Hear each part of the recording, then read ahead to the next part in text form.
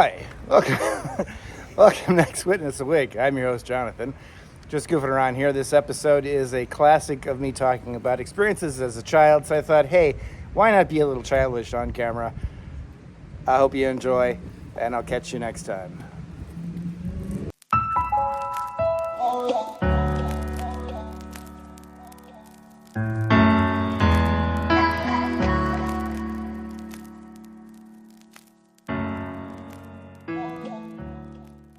Hello, everybody. Hope you're doing well. I was just thinking about an experience of when I was a little kid.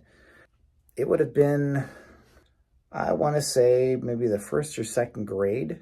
I remember that kids would have birthday parties. And at that time, this particular teacher, they would, have like cupcakes or something like that for the kids.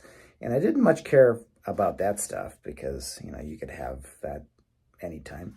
But they would have these sort of, cheap toys that were probably like dollar store quality toys at the time.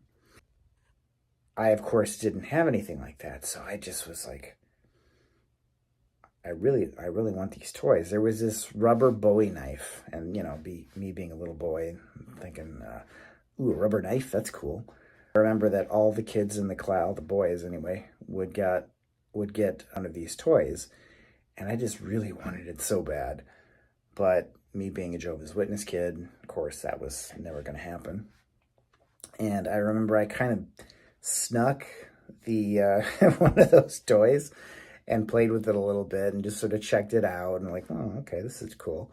But then, of course, I felt guilty, so I put it back. But it just reminds me of how weird the childhoods are of Jehovah's Witness kids. Things that you just take for granted these days as you get older in life, and you look back and you're just like, I didn't have those things. I didn't have those experiences.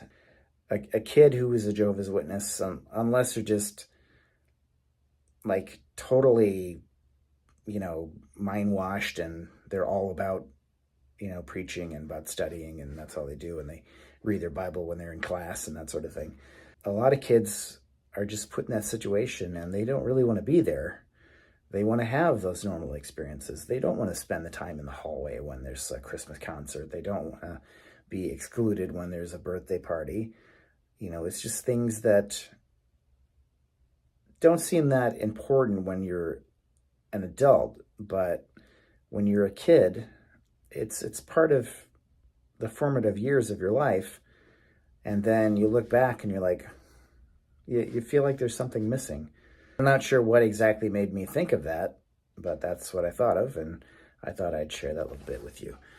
I remember there was times when I would have to go into the hall. I was in elementary school. We had some sort of a concert. There was another kid from another congregation, so I didn't really know them well, but it was sort of like, hey, what's up? They had to go out in the hallway too, and by the principal's office. And it's just sort of a weird thing to have to do. You're just segregated, and I can just imagine what the other kids would have thought seeing these two kids sitting in a hallway. They must have think we're such weirdos. And I guess in a certain sense we were kind of weirdos, considering, what we were, the religion that we were in. It's kind of a weird thing. So yeah, that was basically it. I just was thinking about that little experience. There's a lot of things I wish that I could go back and do differently when it comes to, my younger years. I think life would be a lot easier if I had done things differently. But, I wish I could have some of those experiences that kids had. You're made to justify certain things when you're a Jehovah's Witness. You do mental gymnastics. We were always taught that, well, Christmas is expensive. Like, why would you want to spend so much money on a holiday? And even now, sometimes it comes to mind. I'm like, man, this holiday is costing me a lot of money. I got a big family and stuff. But you do it because you care about your family. And, it's a tradition, and it's a way to show that you care and to draw close together at a certain time of the year. And I don't think there's any harm in that. Of course, Jehovah's Witnesses, the government body, would say, no, that's terrible, you can't do that. That's definitely harmful for you. But there's nothing harmful in that. Just, drawing closer together. I wish I could have had some of that as a kid. And I think, too, that the way that I grew up affects the way that I treat my own kids. And sometimes it's not as good as I would like it to be. I do tend to be a little tough on them sometimes and expect more from them, because I think witness youths, and probably in different groups too, but that's what I know. You have to keep this routine. You have to do this, and you got to do that, and you got to go to the meetings, and you got to prepare for the meetings, and you got to go out in service, and you have to prepare for service, and you have to,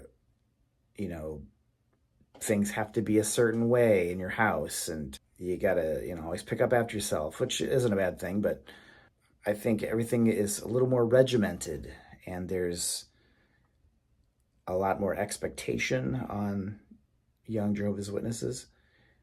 And I think because of that, it's sort of spilled out into my family life now, that I can be a little hard on my kids. And I don't mean to be. I'm dealing with some things and trying to, work them out in my own head, and that's no excuse for being, too demanding of your kids. That's something that I do need to work on. I do care about my family very much, and I don't want them to look back on me as the grouchy, overly demanding father figure that I'm in a room with a sensor. There we go. There's some light. Yeah, it's just something that I do need to work on. Things to improve. I am happy with my life. I'm hopefully the person that my family needs. I have my moments where I doubt, my abilities as a father and as a husband, and then other days they're good. So just like anybody else, I have my ups and downs, and I'm trying to do better. I'm not perfect. None of us are perfect. So I have to remember that too. Yeah. I just want to enjoy life and do some good in the world.